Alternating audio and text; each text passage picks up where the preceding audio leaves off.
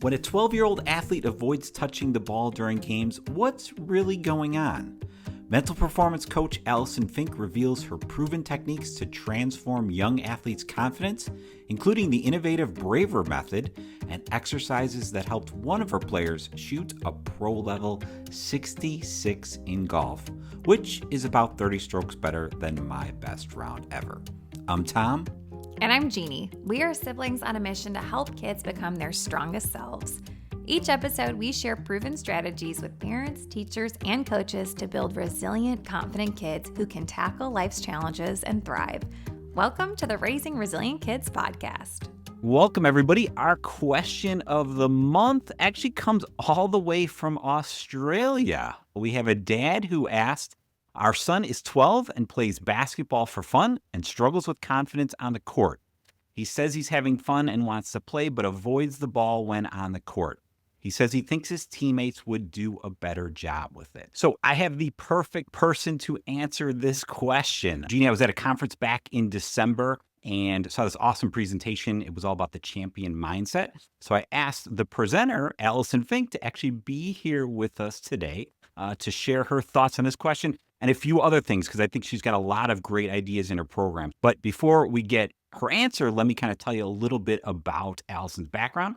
She is the founder of Mindset Mastery, mental performance coaching, where she empowers female athletes age 14 to 18 to build confidence, establish effective routines, and navigate setbacks. She serves as the sports information coordinator at Stevenson High School and has been assistant coach of the girls varsity volleyball team since 2013. Taught for many years, was actually the health teacher of the year back in 2021 for the state of Illinois.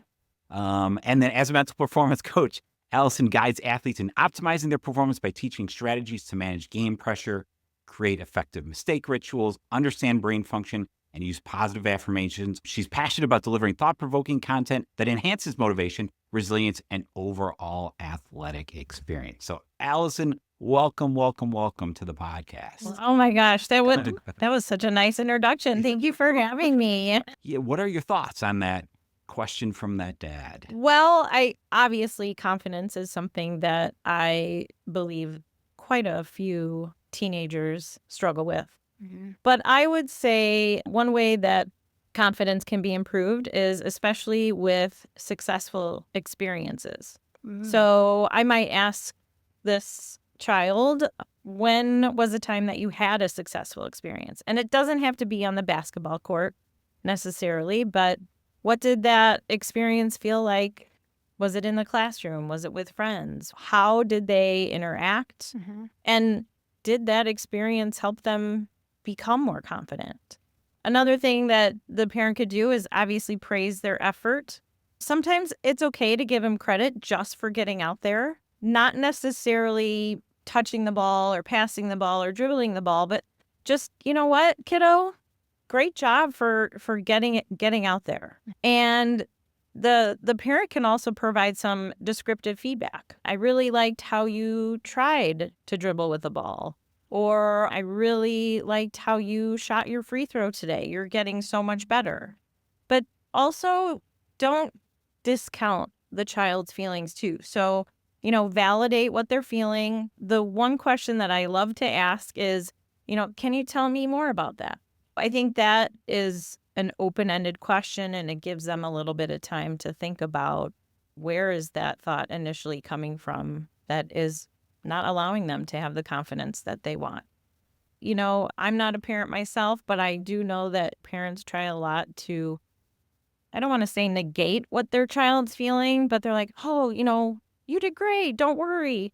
And while that is good for the parent, it's not always good for the child, because in that moment, sure, they're feeling that their experience wasn't as great as it could have been.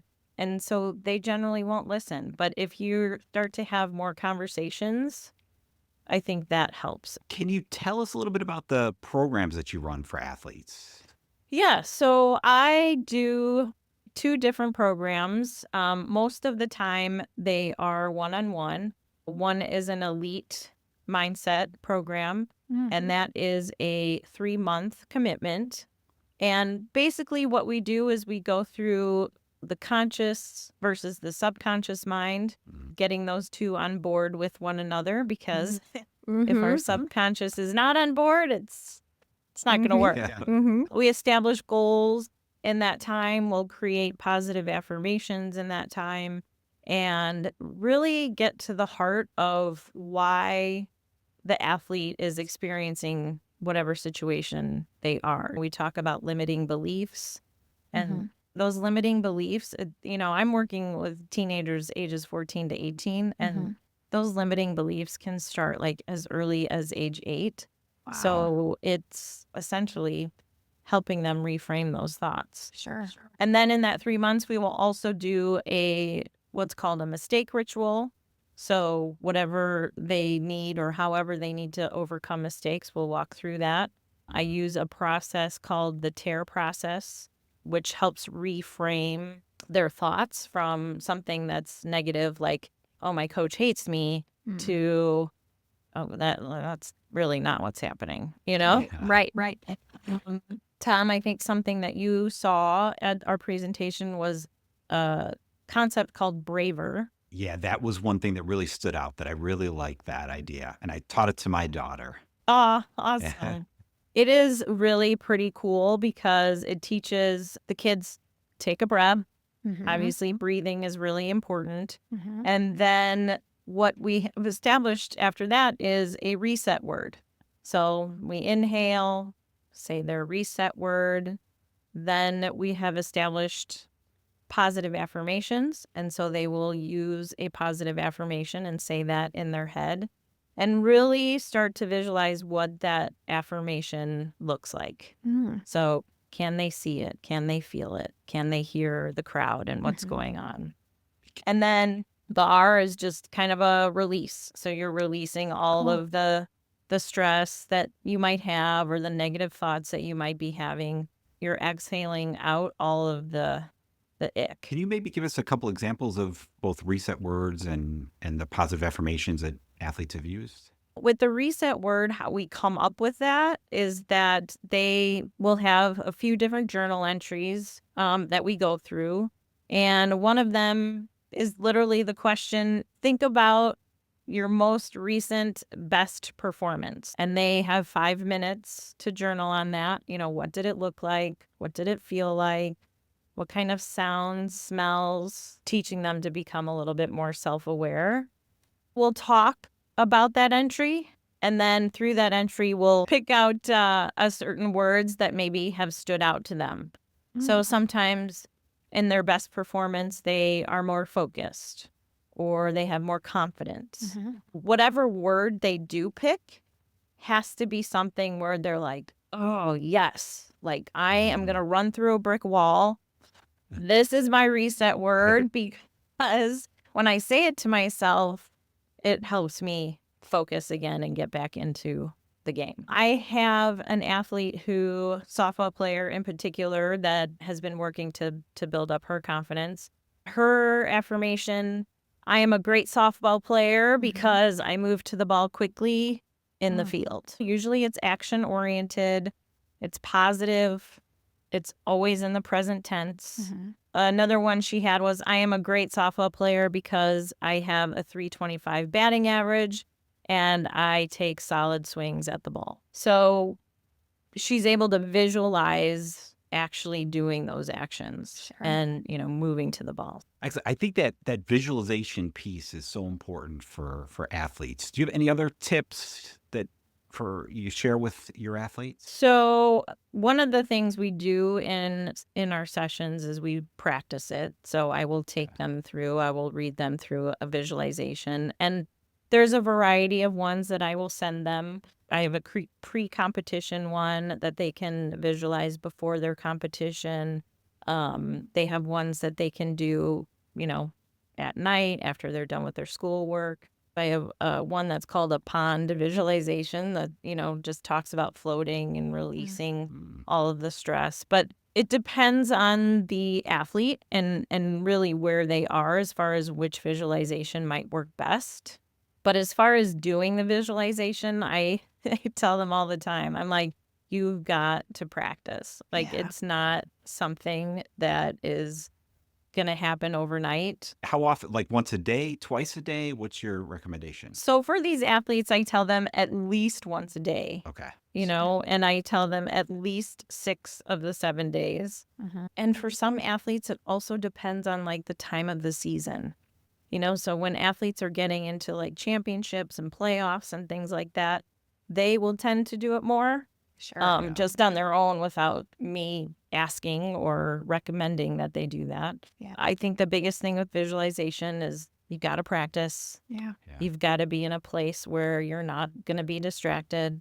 Put the phone away, and really work at seeing yourself doing the activity or doing the visualization that they're walking through. We had another listener that I got a question from. This dad said that his daughter's excellent, phenomenal softball player, but sometimes she'll make a mistake and then like gets a mental block in her head, and then her performance the rest of the game just starts to decline. Any tips for him and her? I would definitely establish a reset word. Okay. And I say that because I worked with some golfers. Golfing, you spend so much time walking from shot to shot, hole to hole. I mean, you got a ton of time to think. And so we established a reset word for her, and it just so happened to help her. And she's like, I said my reset word from one shot to the next shot. Wow, yeah. Nice. She's like, I might have said the word thousands of times that day. And she ended up shooting a 66. Wow. And for those of you who know golf, a 66 is pretty darn good. Yeah. And many professionals can't shoot that. So she's like, I got into a zone and focus, and the reset word really helped. I would recommend that. I would recommend, this player discovering some positive affirmations for themselves. But again, affirmations always need to be positive. And then I would bring the journaling back as well. One of the questions that I really like that I ask is, what do you see, or how do you see yourself performing a week from now, a month from now, 3 months from now?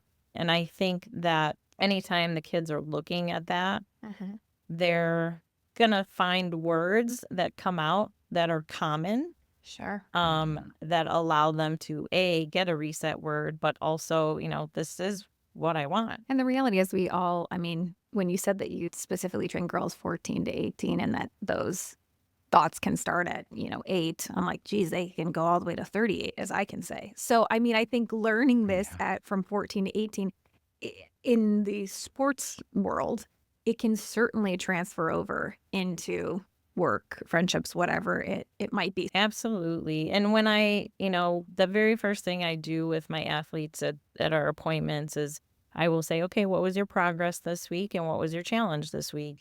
And, some of them, their progress is I hung out with my friends this week. Sure. And truly, I'm like, that's awesome. That means you weren't spending your entire week filled up in sports and athletics, and you were doing something that you wanted to do. So yeah, there's always a life lesson that could be learned throughout our sessions too. So many great techniques. Do you have one more maybe you could share with us? One of your favorite techniques? I mentioned the TARE process earlier. TARE is a thought management process. The T stands for the thought. The E stands for emotion. The A, action, and then the R is result. So let's say, for example, an official makes a bad call, and your initial thought as an athlete is like, oh my God, that official doesn't know what they're doing. And so then the emotion attached with that is frustration or anger. And then the action, let's say we're in a basketball game and now I'm so frustrated and angry, I start fouling. And the result is my coach takes me out because they don't want me to foul out. Well, we have control over how we manage that thought.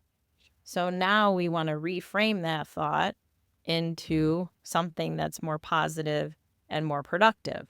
So instead of that official doesn't know what they're talking about, we can turn it back on ourselves and be like, oh yeah, maybe, I did that. Your emotion could still be frustration, but then your action might be different, right? So you might actually, step it up and be a little bit more crisp in the motions you make.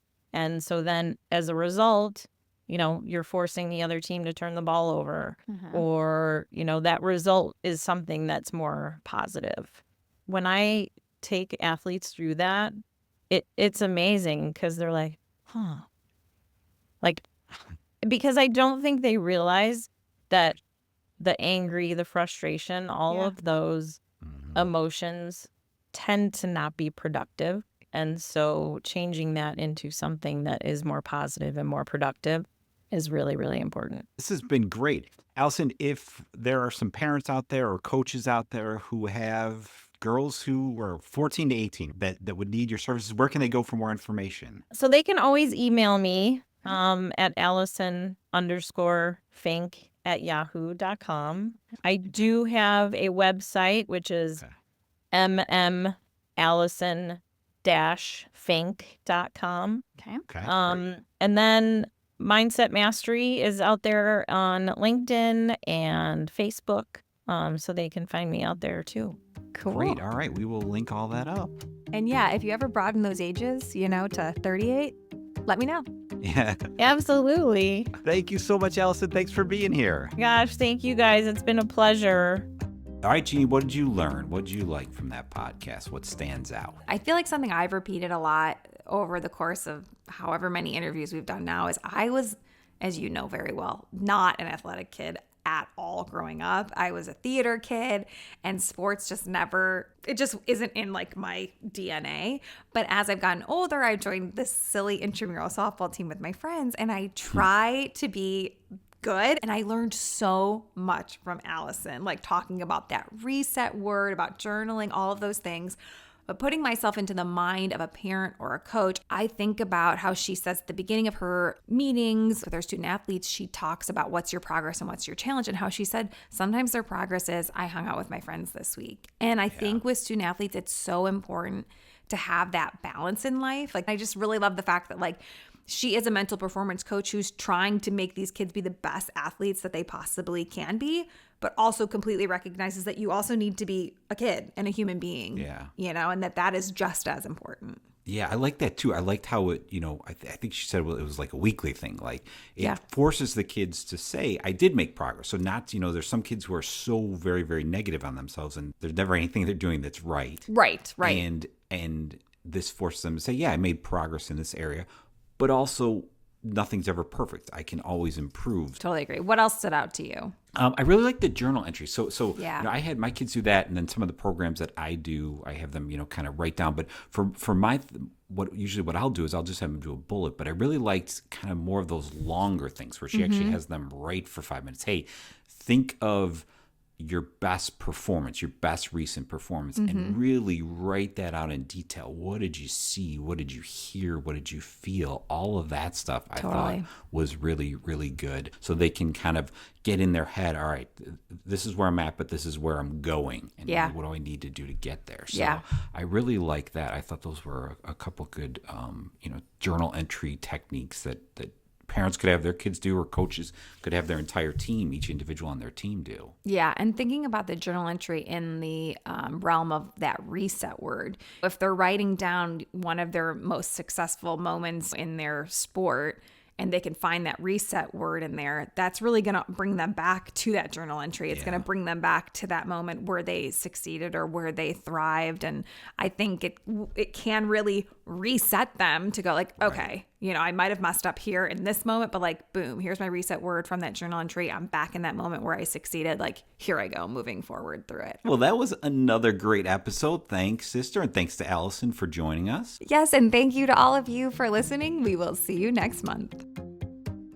The Raising Resilient Kids podcast is sponsored by Happy You're Here, educational, safe, and joyful videos for kids. Through music, visuals, and sound, your baby, toddler, and preschooler will learn about letters, numbers, and so much more. Happy You're Here is quality screen time that both kiddos and their adults can feel good about. Head to www.youtube.com/@SoHappyYouAreHere to check it out, or click on the link in the show notes. The Raising Resilient Kids podcast is also sponsored by the Resilient Youth Program. If you're a parent, teacher, or school administrator who wants to incorporate a proven resiliency building program into your school's curriculum, then the Resilient Youth Teach the Teacher program is exactly what you need. This curriculum brings coping skills and life management tools into the school environment to help students better manage daily stress and positively impact their academic performance, mental health, and well-being. For more information, visit the Resilient Youth Teach the Teacher website in the show notes or at www.smarthwp.com/RY4teachers.